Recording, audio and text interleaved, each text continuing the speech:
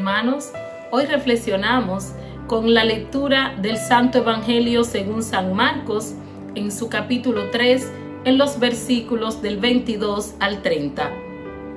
En aquel tiempo, los escribas que habían bajado de Jerusalén decían: «Tiene dentro a Belcebú y expulsa a los demonios con el poder del jefe de los demonios». Él los invitó a acercarse y les hablaba en parábolas. ¿Cómo va a echar Satanás a Satanás? Un reino dividido internamente no puede subsistir. Una familia dividida no puede subsistir. Si Satanás se rebela contra sí mismo para hacerse la guerra, no puede subsistir, está perdido. Nadie puede meterse en casa de un hombre forzudo para arramblar con su ajuar si primero no lo ata. Entonces podrá arramblar con la casa. En verdad os digo, todo se les podrá perdonar a los hombres los pecados y cualquier blasfemia que digan. Pero el que blasfeme contra el Espíritu Santo no tendrá perdón jamás. Cargará con su pecado para siempre. Se refería a los que decían que tenía dentro un espíritu inmundo. Hermanos y hermanas, esto es palabra del Señor. Qué maravilloso es escuchar este santo evangelio, recordando que en este tiempo ordinario estaremos escuchando el evangelista San Marcos, que nos presenta la vida pública de nuestro Señor Jesucristo. Y en este episodio San Marcos se sitúa en uno de los ataques donde los fariseos lo quieren tomar como referencia para que los seguidores de Cristo dejen de escucharle y no crean en su poder. Sin embargo, estos inician diciendo que tiene dentro a Belcebú y que expulsa a los demonios con el jefe de los demonios. Y esto es haciendo referencia, si nos situamos en las tradiciones y culturas de aquella época, Belcebú se refiere a una palabra hebrea que significa Baal-Zebú. Y esto es el nombre que se le atribuye a un dios de la ciudad de Filistea, el cual era un dios cananeo. Y esto significaba para ellos que era el señor de las moscas, dueño y señor de sus vidas. Se le atribuía, según la cultura filistea, un dios poderoso, y los cananeos lo adoraban. Y por esto él era denominado como el dios más fuerte dentro de ese rango de sus demonios. Y es por esto que los fariseos, atribuyéndose esa cultura y esa creencia de que Belcebú era el dios más poderoso y que tenía potestad sobre los demás, entendían en su ignorancia que Cristo expulsaba a los demonios con esta fuerza. Pero todo esto es mentira, hermanos y hermanas.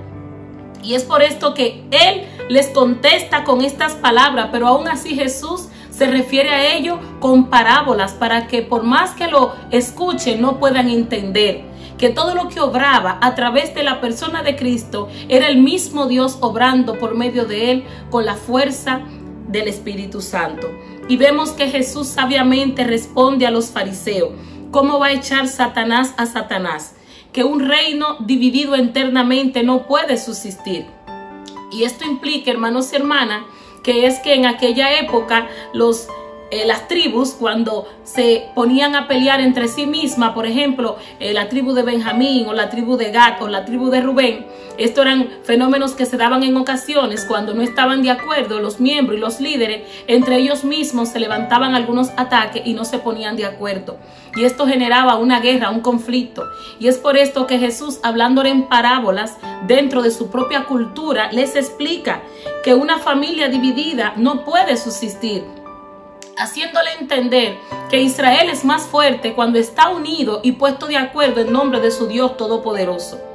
Y aquí hay una enseñanza muy importante que el mismo Jesús le dice, que si Satanás se rebela contra sí mismo para hacerse la guerra, él no puede subsistir.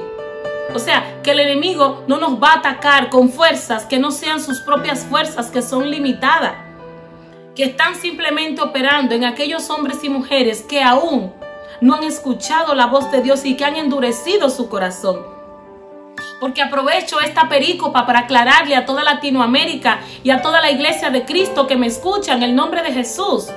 Es cierto que se levantan ataques del demonio en contra de nuestras vidas y en contra de nuestras familias, pero esto es una fuerza que opera desde las tinieblas y que cuyo propósito el evangelista San Juan en su capítulo 10, verso 10 nos dice que el enemigo vino a robar, a matar y a destruir.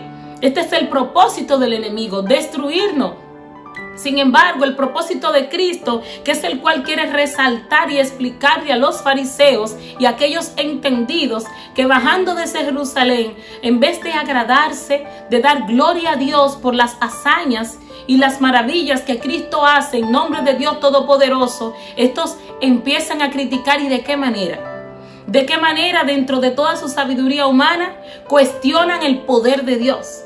Cuestionan, hermanos y hermanas, cómo Dios actúa a través de su Hijo.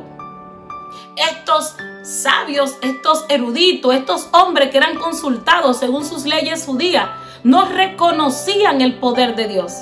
No podían reconocer que Cristo era el mismo Dios hecho hombre y que actuaba a favor de Israel. Y aún así, hermanos y hermanas, Jesús les responde que una familia dividida no puede subsistir. Aquellos entendidos no reconocían que Cristo era parte de ellos para formar un solo pueblo y dar conciliación a aquella primera alianza, la cual fue destruida porque aquellos padres pecaron en el desierto. Y es por esto, hermanos y hermanas, que podemos reflexionar en este santo evangelio, que sabemos que desde el principio muchos rechazaron a Jesús. De hecho, toda su predicación fue en las afueras, porque en su propio pueblo él fue rechazado. No lo escucharon. Y es en esto que vemos, hermano, que todos los fariseos hablaban en contra de Jesús. Y su argumento era destruir todo lo bueno que había en Jesús. Pero aquí el Señor nos da a conocer una palabra de fe.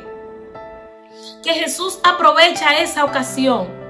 Porque de todo aquello que en un momento te pase, te acusen, hermano, no todo es malo. Como dice el apóstol San Pablo en la carta a los Romanos capítulo 8, en sus versículos 28 y siguiente. Todo obra para bien para los que aman a Dios. Jesús aprovecha esta situación y empieza a enseñarles diciéndole, hermanos y hermanas, que todo se le será permitido al hombre y perdonado, cualquier blasfemia, cualquier pecado. Pero Dios no va a perdonar que tú y yo blasfememos contra el poder y la fuerza del Espíritu Santo. Y saben, refiriéndose a que Jesús hace esta expresión, cuando los fariseos y entendidos le expresan que él expulsaba a los demonios con fuerza de Belcebú. Esto es una blasfemia, hermano. Porque Jesucristo hacía tan obra maravillosa y sobrenatural, es con el poder de Dios, es con el ruaj de Dios que actúa a través de Cristo y de nosotros si creemos en el nombre de Jesús. Porque el mismo Jesús anunció a sus apóstoles que en su nombre sus discípulos harán cosas mayores, alabado es el Señor. Y Dios quiere actuar y obrar hoy en tu vida. La manifestación y la acción del Espíritu Santo es un acto de misericordia. Es reconocer que el amor de Dios se está manifestando a favor del pueblo. Este accionar de liberación, de manifestación que se yacía a través de Jesús, los fariseos y entendidos olvidaron que son oráculos que se estaban cumpliendo. Isaías en su capítulo 61, verso 1 y siguiente, cuando el profeta exclamaba y decía: el Espíritu del Señor está sobre mí, porque me ha ungido, porque me ha enviado a dar vista a los ciegos, a poner a hablar al sordo, a destapar los oídos de aquellos que no escuchan, a declarar vida sobre los que están muertos y anunciar el año de gracia del Señor. Bendito sea su nombre. Asimismo lo manifiesta y lo expresa el evangelista San Lucas en la perícopa de Lucas capítulo 4 en los versos del 18 y siguiente. Estos son signos y señales que se le atribuyen al Mesías. Entonces tenemos que discernir, hermanos y hermanas, cuál era la enseñanza de los judíos y escribas de aquella época. Porque olvidaban que estos escritos ya los profetas en el Antiguo Testamento nos los habían enseñado. Y es por esto, hermano, que te invito a creer en la misericordia de Dios que se manifiesta a través del Espíritu Santo. Dios tiene poder para expulsar demonios en el nombre de Jesús. Dios tiene poder para sanar los enfermos. No importa la enfermedad, no importa la situación que estemos pasando. Si tú y yo clamamos a Cristo Jesús, que está vivo y tiene poder, bendito sea su nombre, el Espíritu Santo vendrá en auxilio. Y en este momento yo te invito a que tú clames la presencia del Espíritu Santo. Llama al Espíritu Santo, inmediatamente tú lo clames desde tu corazón. Quedarán disipadas las tinieblas de tu vida, de tu casa, y vendrá una nube de gloria. Alabado es el Señor. Y tú y yo testificaremos el poder de Dios. Debemos crear conciencia, hermanos y hermanas, de que así como el arcángel Gabriel le dijo a la Santísima Virgen de la Alta Gracia, porque no hay nada imposible para Dios, todo es posible para nuestro Dios, y el Espíritu Santo es una promesa del Padre que llega a nuestras vidas para sanar, liberar, y su misión específica, santificarnos, redimirnos y llevarnos hasta la presencia del Padre. Bendiciones.